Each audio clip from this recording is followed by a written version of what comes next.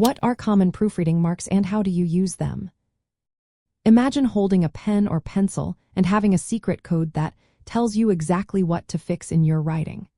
That code is made up of proofreading marks, and they are a handy tool for refining your manuscript.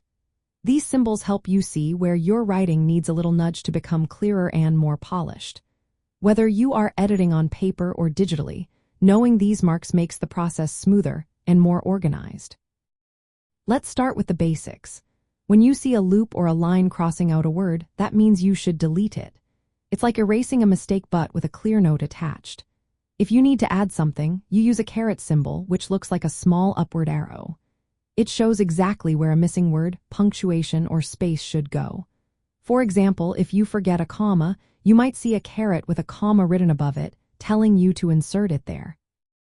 Sometimes, you might see a curved line or a horizontal squiggle. This mark indicates that you should close up space between words or letters. It's perfect for fixing accidental double spaces or extra gaps. When two words are out of order, a proofreader might draw a squiggly line between them and write transpose or switch to show they need to be swapped. This helps keep your sentences flowing smoothly. To start a new paragraph, you'll see a symbol called a pilcrow, which looks like a backward P. It's a quick way to mark where a new idea or scene begins. If you see SB written in the margin, it means you should spell out an abbreviation or a number for clarity. For example, writing 1 instead of 1 makes your writing easier to read. When it comes to making words stand out, you might see underlining or idle to indicate italics, often used for titles or emphasis.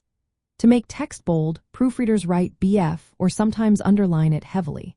If a letter should be capitalized, you might see 3 underlines or the word caps in the margin.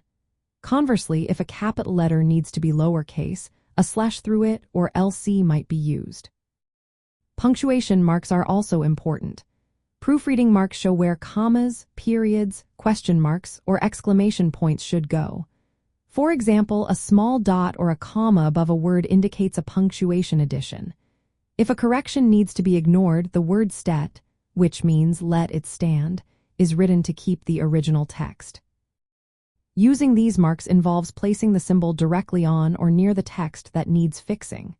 Sometimes, a brief note in the margin explains the change, like writing SB for spelling or caps for capitalization. This way, you can track your edits clearly and systematically. If you're editing digitally, knowing these symbols helps you communicate with editors or proofreaders more effectively. For writers working on their own drafts, mastering these marks makes self-editing more precise. They help you see errors you might overlook and give you a structured way to improve your manuscript. Whether you're correcting spelling, punctuation, or formatting, these symbols are your best friends in the editing process. In the end, proofreading marks are a universal language for fixing and refining writing. They make your edits clear and efficient, helping your stories become polished and professional. Learning to recognize and use them is a simple step that can make a big difference in how your manuscript turns out.